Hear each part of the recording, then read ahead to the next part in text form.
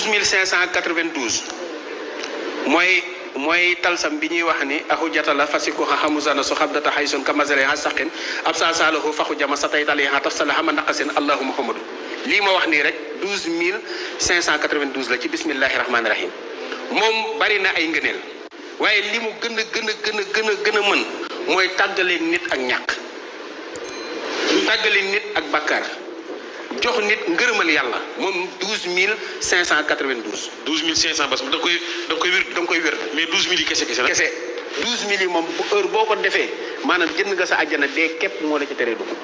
mais sangu bi nag sangu bi 12000. 12000 bu fekkee ni da nga koo 12000 bismillahi rahmaani rahim mën naa dindi cat. mais am na boo ci waxoon ni da nga koy def ci siwo suul siwo bi fukki fan ak ñaar. waaw dindi ko. léegi nag di ko sangoo. fukki fan ak ñaar. waaw bu la neexee heure boo sangoo ba noppi nga wér de bismillahi rahmaani rahim 12000. 12000 bu fekkee nag mënoo ko wér de bis bu nekk 12000 nga def bis boo sangoo ba pare nga wér de 1200 bismillahi rahmaani rahim.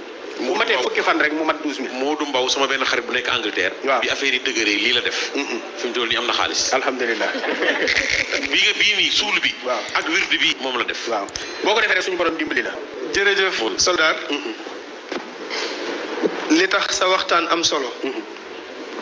mooy li ngay wax da nga koo teg ci xam-xam.